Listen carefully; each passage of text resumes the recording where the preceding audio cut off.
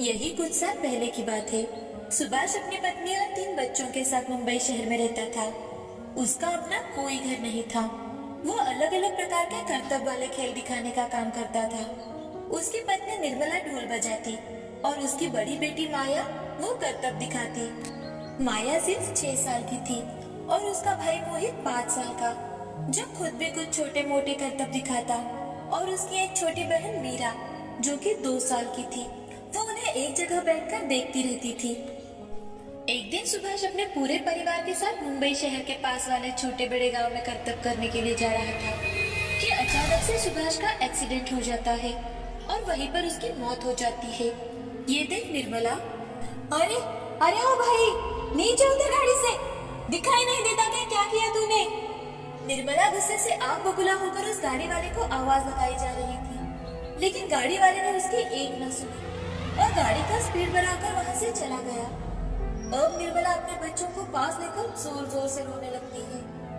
हे भगवान, पहले से कुछ कम समस्या थी हमारी जिंदगी में, अब ये सब कौन देगा हमें सहारा?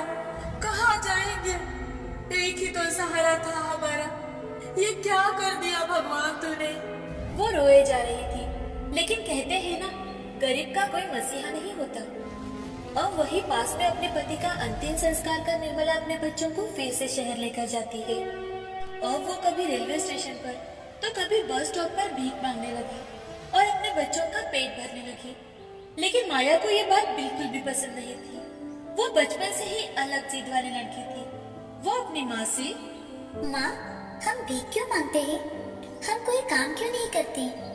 माया, किस्मत के आगे कुछ किया नहीं जा सकता बेटी। तुम्हारे पिताजी हम सबको छोड़कर चले गए और हमारी जिंदगी की कठिनाइयां बढ़ गई। होने को कोई नहीं टाल सकता बेटी। अब उसने कूड़े से प्लास्टिक बोतल, कांच की बोतल अलग करने का काम शुरू किया, जिससे उसे कम से कम एक वक्त के खाने के पैसे तो मिल जाते। लेकिन यहाँ किस्मत को कुछ और ही मंजूर था। उसकी माँ अचानक से गंदगी के कारण बीमार पड़ गई, तो पूरे परिवार की सारी जिम्मेदारियां माया पर आ गई। जब वो सिर्फ 7 साल की थी। एक दिन की बात है, माया अपना काम कर रही थी कि एक अमीर लड़का अपनी कार से प्लास्टिक की बोतल बाहर फेंकता है और वो माया के पास गिर जाती है। तो वो लड़का जोर से, अरे यार, ये बोतल तो इस लड़की के सर पर लगनी चाहिए थी, मेरा निशाना चूक गया। शिट, ये भिखारी कहीं के कितने गंदे दिखते हैं, न जाने कहाँ से आते हैं और न जाने नहाते होंगे या भी नहीं। अमीर लड़के की बात माया के मन को किसी तीर की तरह चुभने लगी। अब उसने ठान लिया कि वो कूड़ा चुनने का काम नहीं करेगी, वो कुछ और काम करेगी। उसने अपने पास के पैसे निकाले और गिनने लगी, जिसमें से उसने 50 रुपए निकालकर साइड में रख दिए और फिर अपने भाई बहन और माँ के लिए कुछ खाने की चीजें लेकर घर चली जाती है।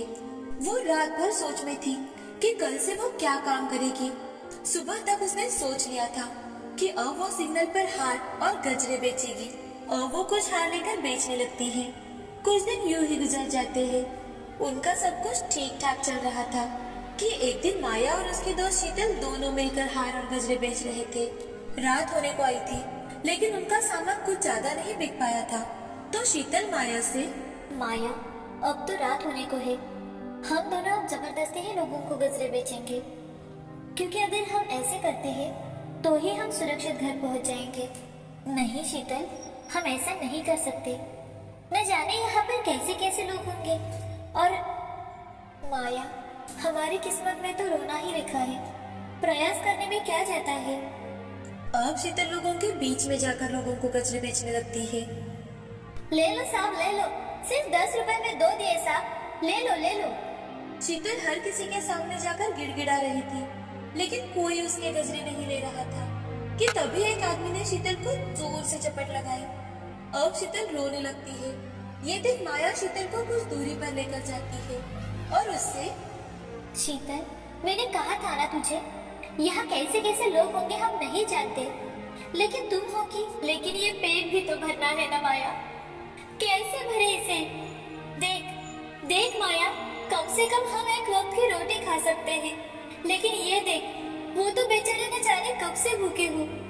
भगवान जिंदगी तो देता है, लेकिन हर किसी को अच्छी क्यों नहीं देता? किसी बहुत अमीर बनाता है तो किसी को बहुत ज्यादा गरीब या 2 वक्त का खाना भी उन्हें नसीब नहीं होता। क्यों क्यों माया? हाँ शीतल, तुमने ये बात बिल्कुल सही कही है, लेकिन ये जंजीरें हमें ही अपनी काबिलियत पर बदलनी होंगी, बदलनी चाहिए।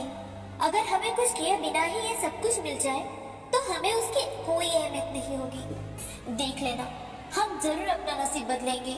माया का जज्बा कुछ ऐसा था कि वो अपनी जिंदगी की हर मुसीबत को पार करते जा रही थी। अब माया 22 साल की हो चुकी थी।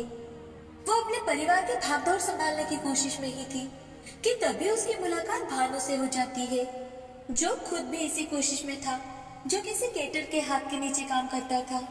अब एक दिन भानु माया से, माया, मैं सोच रहा था क्यों ना हम ऐसा काम करें कि जिससे हमें इज्जत भी मिले और पैसा भी। पैसे तो हम कमा रहे हैं, लेकिन इज्जत कैसे कमाए भानु? देखो माया, मैं कैटरर्स के हाथों के नीचे काम करता हूँ। मैंने देखा है वो लोग जब भी मंडप को डेकोरेट करते हैं तो उसमें उन्हें बहुत सारा मुनाफा मिलता है। भानु, तुम अमीर लोगों की बात कर रहे हो। नहीं माया, मैं यहाँ 10 साल का था तब से काम कर रहा हूँ। मैंने बहुत ही गहराई से देखा है इस फील्ड को। यहाँ सिर्फ दिमाग लगाने की जरूरत है। देखो, तुम किसी भी पुरानी चीज को ऐसे बदल देती हो जैसे वो नई हो। और मैं खाने में क्या सही है, कौन सी चीज कैसे बनानी है, ये सब मुझे अच्छे से पता है। अगर हम दोनों मिलकर कुछ नया करने की कोशिश करें तो। लेकिन इन सब के लिए पैसों की जरूरत होती है भानु, और वो हम कहाँ से लाएंगे? माया, मैंने कुछ 10,000 रुपए बचा कर रखे हैं और मैं अपने दोस्तों को पूछ कर देखता हूँ, शायद वो हमारी कुछ मदद कर दे। अब भानु अपने दोस्तों को पूछता है तो वो भी भानु और माया के साथ मिलकर काम करने की बात करते हैं। वो चारों मिलकर पैसे इकट्ठा कर अपना काम शुरू कर देते हैं। वो अपने लिए काम ढूंढने की बहुत कोशिश करते हैं, लेकिन उन्हें काम ही नहीं मिल रहा था कि अचानक से माया के दोस्तों से मिलने आती है। तो वो माया से, माया, अगले महीने में 5 तारीख को मेरी शादी है, तो तुम्हें जरूर आना है, समझी? अब माया उससे सब कुछ पूछताछ करने लगती है, तो उसे पता चलता है कि उसकी शादी में 100 लोग आने वाले हैं। तो माया अपने दोस्त से, दोस्त देख, मैं और मेरे दोस्त मिलकर कम से कम पैसों में तेरी शादी करवाते हैं। अगर तेरे पिताजी हमें एक मौका दे तो तेरी शादी तो एकदम बढ़िया हो जाएगी। माया, मैं पूछ कर देखती हूँ, लेकिन बाबा ने पहले से ही कर्जा लेकर रखा है, तो मुझे नहीं लगता कि तेरे पिताजी के बजट में ही हम सब कुछ करेंगे, और इतना अच्छा करेंगे कि लोग तो तेरी शादी की तारीफ करते नहीं थकेंगे। अब माया की दोस्त की शादी का कॉन्ट्रैक्ट माया और उसके दोस्त भानु ने ले लिया। इतना ही नहीं, उन्होंने बहुत ही कम पैसों में बहुत ही बढ़िया शादी का समारोह पूरा किया। वो बहुत ही मेहनत कर एक एक चीज को जोड़ जोड़ कर बनाते हैं ताकि उन्हें ऐसे कई सारे कॉन्ट्रैक्ट मिल पाए और वो अपनी नई शुरुआत कर एक ऊंचाई को छू सके। सारी सजावट देख माया के दोस्त के पिता, बच्चों, मैंने ये कभी नहीं सोचा था कि इतने कम पैसों में तुम इतनी अच्छी तैयारियां करोगे। आज तक हमारे यहाँ किसी की इतनी अच्छी शादी ही नहीं हुई जितनी मेरी बेटी की तुम लोगों के कारण हुई है। थैंक यू सो मच बच्चों। उस दिन से भानु, माया और उसके 2 दोस्त मिलकर कई सारे कॉन्ट्रैक्ट लेने लगे। छोटा छोटा करते करते कब वो बड़े कॉन्ट्रैक्ट लेने लगी है उन्हें ही समझ में नहीं आ रहा था। अब माया बड़ी हो चुकी थी। भानु और माया ने एक दूसरे से शादी कर ली। उन्होंने अपना खुद का एक घर खरीदा। भानु अकेला ही था, तो अब माया का परिवार ही उसका परिवार बन चुका था। माया ने अपनी छोटी बहन की शादी भी एक अच्छे लड़के से करवाई और अपने भाई को भी अपने साथ ही काम पर रख लिया। अब वो सभी खुशी खुशी रहने लगे। साथ ही माया ने अपने जैसे लोगों के लिए काम शुरू कर दिया। माया अब गरीबों के लिए एक मिसाल बन चुकी है। दोस्तों, इस कहानी से हमें यह सीख मिलती है कि इंसान पढ़ा लिखा हो या ना हो, उसका जज्बा, उसकी मेहनत अगर उसके साथ हो तो वो अपना नसीब खुद बदल सकता है।